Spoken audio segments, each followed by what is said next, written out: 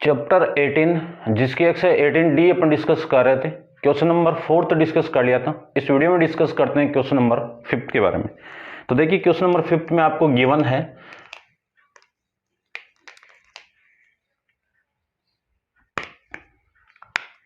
देखो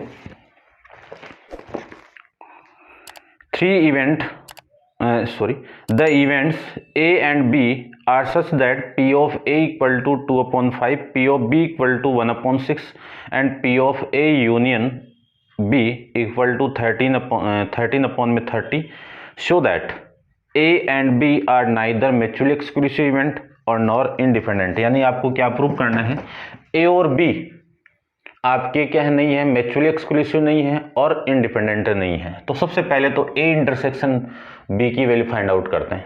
तो देखो फर्स्ट को फाइंड आउट करने के लिए, केस फर्स्ट को, अपन एक फॉर्मूला जानते हैं, P of A union B equal to P of A plus P of B minus P of A intersection B. 11th में पढ़ गया है अपन, यहाँ पे भी पढ़ रखा है। चलिए इसकी वैल्यू कितनी है, 13/30, इसकी वैल्यू 2/5, इसकी वैल्यू 1/6 और इसको आपको फाइंड आउट करना है। तो ए इंटरसेक्शन बी की वैल्यू आ जाएगी। इसको आप इधर लेके आओ, तो नेगेटिव है, इधर आते ही पॉजिटिव। इसका मैं एलसीएम लूँ तो एलसीएम तो आ गया 30 और इसको इसके साथ मल्टीप्लाई कर दो 12 और इसको इसके साथ मल्टीप्लाई कर दो तो प्लस का 5 माइनस ये वाली वैल्यू इधर आएगी तो माइनस का 13/30। ठीक है, यहां से वैल्यू कितनी, 17/30 माइनस 13/30। एलसीएम लेके सोल्व कर दीजिए, तो एलसीएम तो 30 और ये 17 माइनस 13 कितनी वैल्यू, 4/30। कैंसिल आउट करोगे तो 2/15 आ गया। यानी P of A intersection B की वैल्यू किसके इक्वल आ गई, 2/15। और ये जो वैल्यू है वो नॉट इक्वल टू 0 है, ठीक है ना, क्योंकि A इंटरसेक्शन B की वैल्यू, A इंटरसेक्शन B की प्रॉपर्टी 0 की इक्वल आ जाए तो ये दोनों इवेंट क्या होंगे, आपके म्यूचुअली एक्सक्लूसिव इवेंट होंगे। लेकिन यहाँ पे 0 की इक्वल नहीं आया तो मैं लिख सकता हूं events A and B are not mutually exclusive events। ठीक है ना, ये आपके क्या नहीं है, नॉट म्यूचुअली एक्सक्लूसिव इवेंट्स। ठीक है ना, इवेंट लगा देना यहां पे, ये लीजिए, समझ गए होंगे। सेकंड आपको ये प्रूव करना है इसके अंदर कि ये दोनों इवेंट आपके इंडिपेंडेंट भी नहीं है। तो सेकंड के लिए देखो इंडिपेंडेंट की कंडीशन क्या होती है, ए इंटरसेक्शन बी की वैल्यू। देखो सेकंड कंडीशन, नंबरिंग नहीं दिया मैं डाल रहा हूं। सेकंड कंडीशन के अकॉर्डिंग क्या है, P of A intersection B इस पूरे की वैल्यू किसकी इक्वल आनी चाहिए, P of A into P of B आना चाहिए। ठीक है, पी ऑफ ए और पी ऑफ बी की वैल्यू आपको गिवन है, इन दोनों का मल्टीप्लाई इसकी इक्वल आना चाहिए। तो चेक करते हैं। देखो सबसे पहले मैं P of A into P of B की बात करूं तो पी ऑफ ए की वैल्यू 2/5 इंटू 1/6। ठीक है ना, पी ऑफ बी की वैल्यू 1/6, दोनों का मल्टीप्लाई करोगे तो 2/30 आ गया। कैंसिल आउट करोगे तो 1/15 आ गया। ये किसकी वैल्यू आ गई, P of A into P of B की वैल्यू आ गई। अब ये जो वैल्यू आई है वो किसकी इक्वल नहीं है, P of A intersection B की इक्वल नहीं है। तो मैं क्या कह सकता हूं कि A and B are not independent event. ये क्या नहीं है आपके, independent event, are not independent events. ये लीजिए, लास्ट में नाइदर नॉर वाला केस है, तो neither mutually exclusive event nor independent event. ठीक है ना, ये लिख देना आप। नेक्स्ट देखो क्वेश्चन नंबर अपन इसका 6 डिस्कस करते हैं। ठीक है भाई, बढ़िया क्वेश्चन है, देखना ध्यान से। The events A and B are such that P of A dash equal to 3/4, P of A upon B equal to 1/3। ठीक है ना, आपकी बुक में थोड़ी करेक्शन हो सकती है, ठीक है ना, तो ये लिख लेना आप, यही है सेम क्वेश्चन आपका।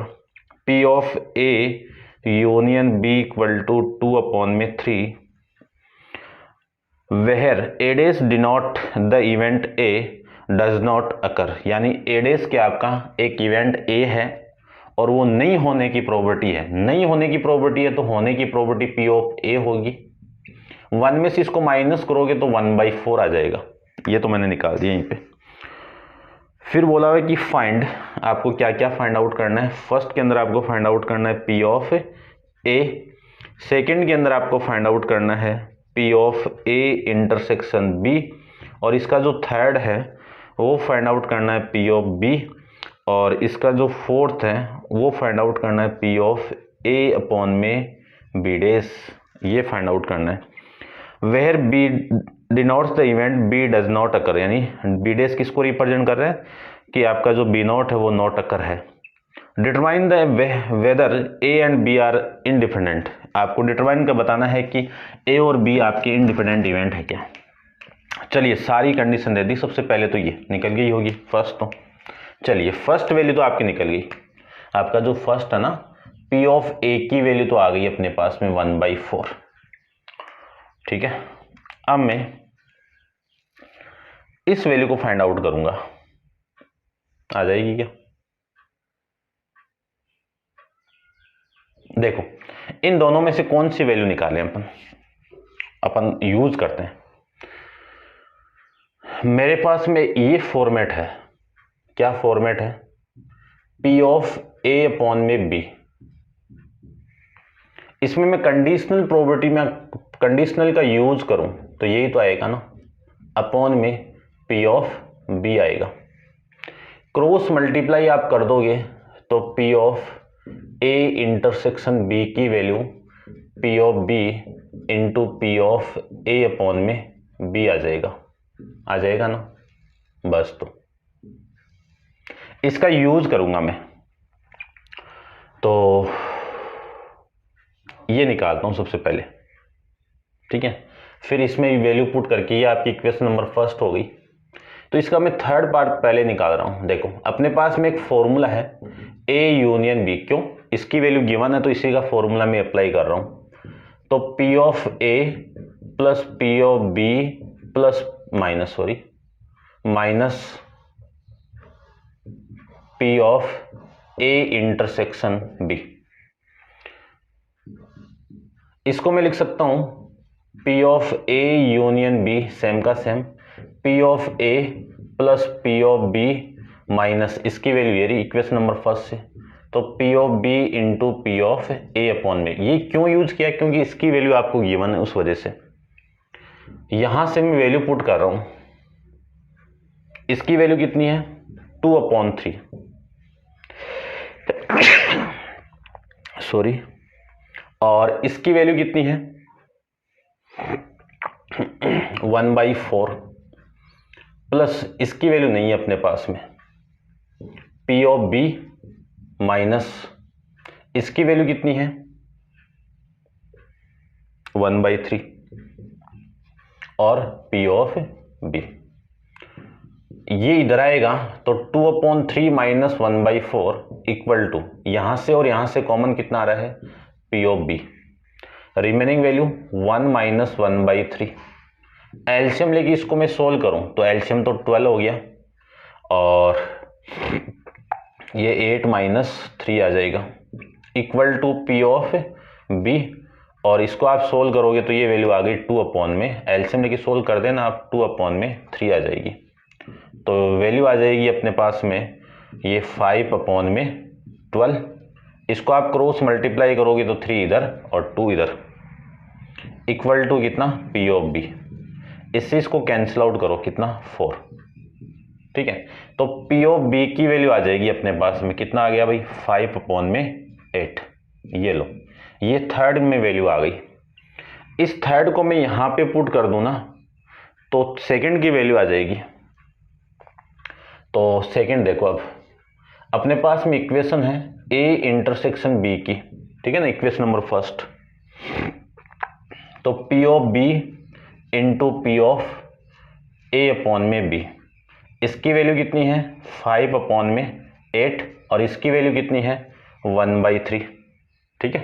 चलिए इसको मैं सोल्व करूं तो 5 अपॉन में 24 आ जाएगा। ये आप नोट डाउन कर लीजिए और मैं आंसर को चेक करता हूं, ठीक है। नेक्स्ट इसका इसको आप नोट डाउन कर लो भाई। इसका फोर्थ अपन डिस्कस करते हैं।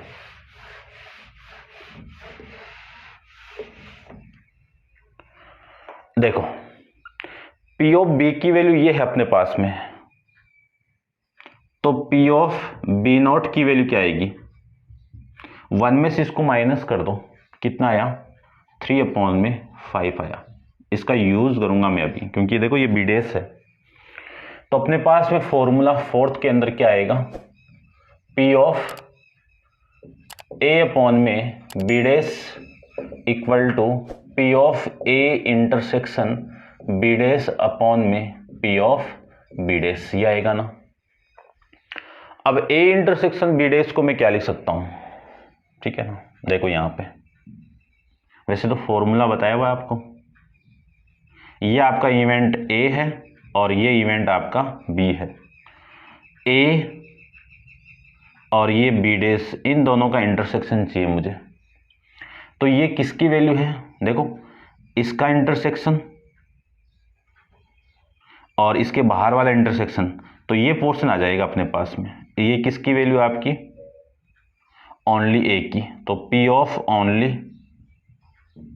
ए, ओनली ए की वैल्यू कैसे आएगी, पूरे ए में से आप माइनस कर दो ए इंटरसेक्शन बी को, तो ये वैल्यू यहां पे पुट कर दीजिए आप।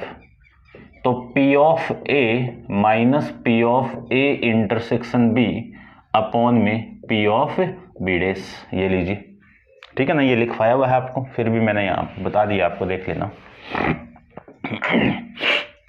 चलिए पी ऑफ ए की वैल्यू कितनी है 1/4 माइनस इसकी वैल्यू कितनी है 5 अपॉन में 25 अपॉन 24 अपॉन में इसकी वैल्यू है 3 अपॉन में 8 है भाई, ठीक है। चलिए 3 अपॉन में 8। अब इसको मैं एलसीएम लेके सोल्व करूं तो एलसीएम तो कितना हो गया यहाँ पे 24, ये 6 माइनस 5 अपॉन में 3 अपॉन में 8। अब यहाँ पे ये वैल्यू कितनी है 1 अपॉन में 24, इसका आप रेसिप्रोकल करके मल्टीप्लाई करो तो 8 अपॉन में 3, इससे मैं इसको कैंसिल आउट करूँ 3, तो 1 अपॉन 3 इंटू 3 कितना 9, ये आपका आंसर आ जाएगा। ये किसकी वैल्यू आ गई, P of A upon B dash की वैल्यू आ गई, ये लीजिए भाई। फिर नेक्स्ट इसका जो लास्ट पोर्शन है उसमें आपको ये बताना है कि ए और बी इंडिपेंडेंट इवेंट है क्या। तो लास्ट इसके अंदर है, मैं इसको 5th पॉइंट तो क्या डालें, ऐसे दिया हुआ लास्ट। देखो लास्ट में इंडिपेंडेंट की कंडीशन क्या होती है कि P of A into P of B की वैल्यू किसकी इक्वल आनी चाहिए, P of A intersection B की इक्वल आनी चाहिए। तो पी ऑफ ए की वैल्यू है मेरे पास में कितनी 1/4 और पी ऑफ बी की वैल्यू कितनी अपने पास में 5 अपॉन में 8। इन दोनों का मल्टीप्लाई करवाओगे तो 5 अपॉन में 32 आ गया। अब चेक करो कि ये value P of A intersection के इक्वल है क्या, ये रहा, लेकिन इसकी वैल्यू कितनी है 5 अपॉन में 25 है। ये जो वैल्यू है वो not equal to P of A intersection B के इक्वल नहीं है। तो मैं क्या लिख सकता हूं, A and B are not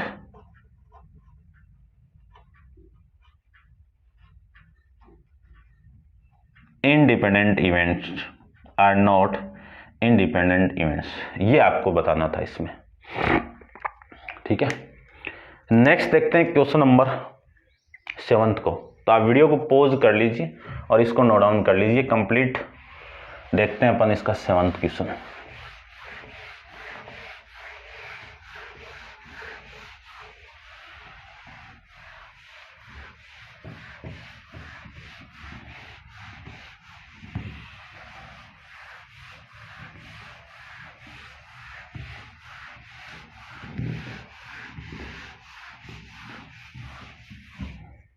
चलिए देखो,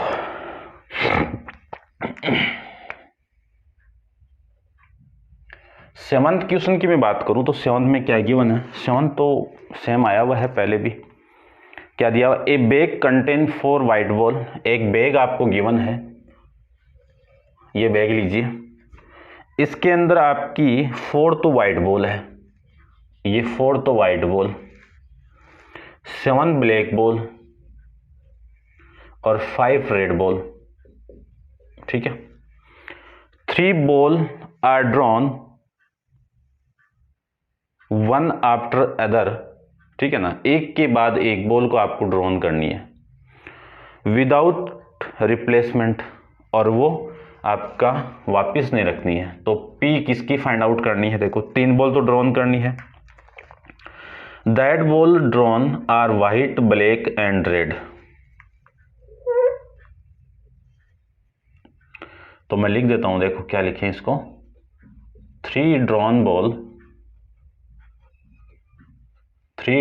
balls are a white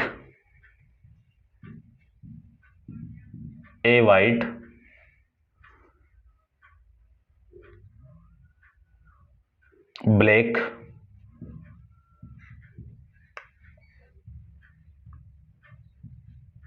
and red। इसकी प्रॉपर्टी चाहिए मुझे। ठीक है ना, लाइन देखो सीधी नहीं लिखी ना, चलो आप देख लेना भाई, ऊपर नीचे हो जाएगी अपनी। तो चलिए अब देखो, सबसे पहले आपको इस बैग में से एक बॉल निकालनी है। तो पहली बॉल कौन सी निकालनी है, वाइट निकालनी है। तो वाइट बॉल निकालने के लिए इसको आप लिख सकते हो, देखो ऐसे कि पहले आपने वाइट निकाल दी, फिर ब्लैक निकाल दी और फिर रेड निकाल दी।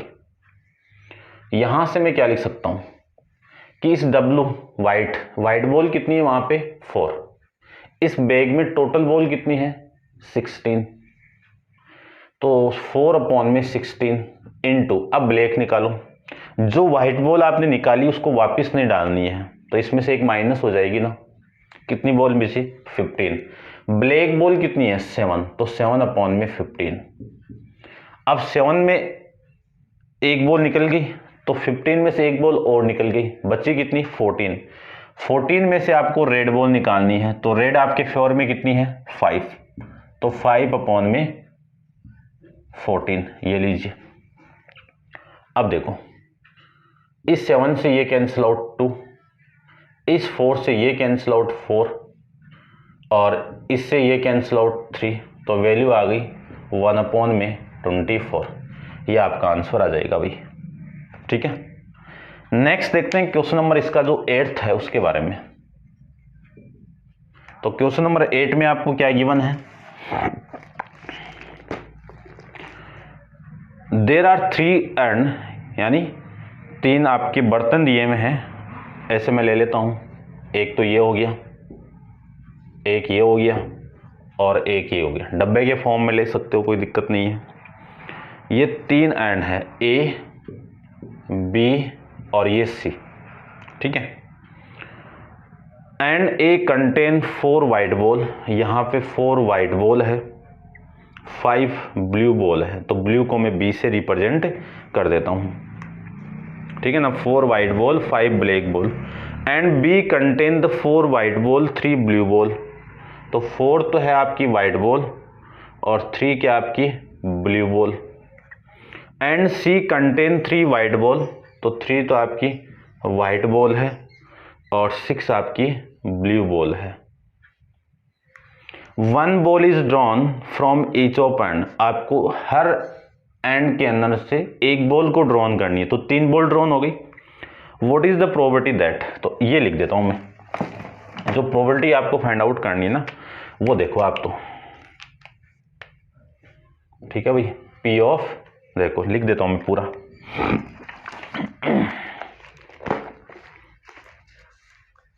What is the probability that out of these 3 ball, 3 ball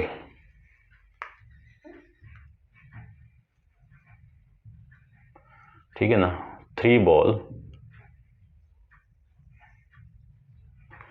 3 drawn ball, ऐसे लिखता हूं, drawn ball, 3 drawn ball are 2 white and one is blue। ये लो, इसकी प्रॉपर्टी चाहिए मुझे, ठीक है, यानी 3 बॉल, हर में से एक बॉल को निकालनी है। तो देखो केस क्या मिलेंगे, समझना, ठीक है ना, इसका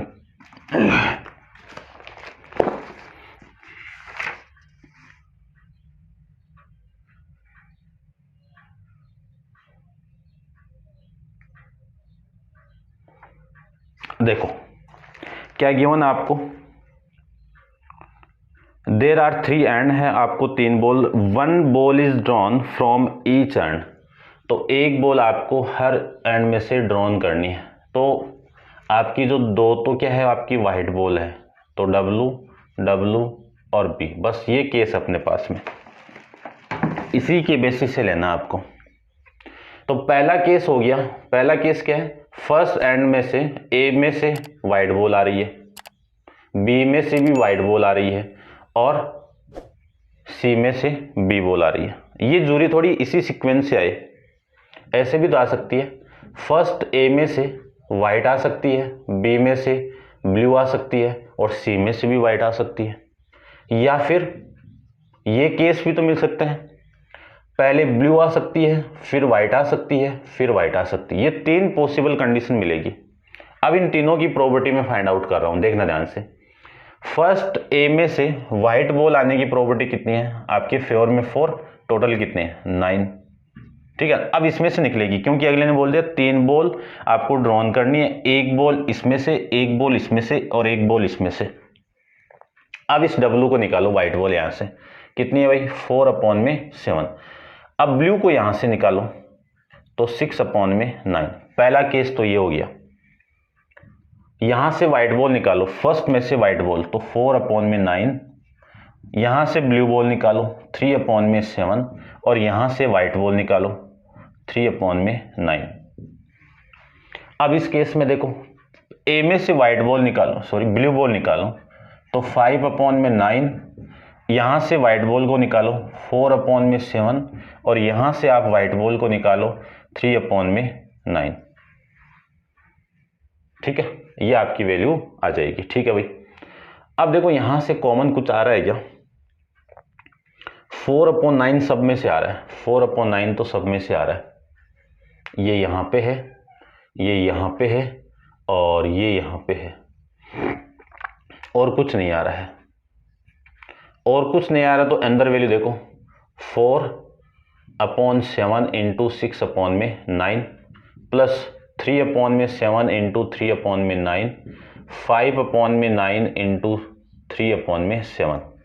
ये वैल्यू आपकी यहाँ पे बच जाएगी।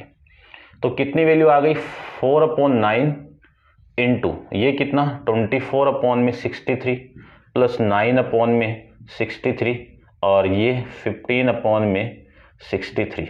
ये वैल्यू यहां से मैं लिख सकता हूं 4/9 इंटू, एलसीएम लेके आप सोल्व करोगे ना, तो एलसीएम तो हो गया आपका 63, और ये कितना 24 कितना 48, 3 से काटो, ये कितना 3, और ये कितना 1 और 16 को मैं 4 से मल्टीप्लाई करूं, 16 को मैं 4 से मल्टीप्लाई करूं तो 64, और इसको मैं मल्टीप्लाई करूं तो 189। ये आपका आंसर आ जाएगा। यानी क्वेश्चन नंबर 8 का ये आपका सॉल्यूशन हो जाएगा भाई। ठीक है, समझ गए होंगे आप। ऐसे क्वेश्चन अपन आगे करेंगे, बहुत सारे समझ में आ जाएगा आपको। अब आप वीडियो को पॉज करके इसको नोट डाउन कर लो। नेक्स्ट क्वेश्चन नंबर 9 अपन नेक्स्ट वीडियो में डिस्कस करेंगे। आज के लिए इतना ही। Thank you.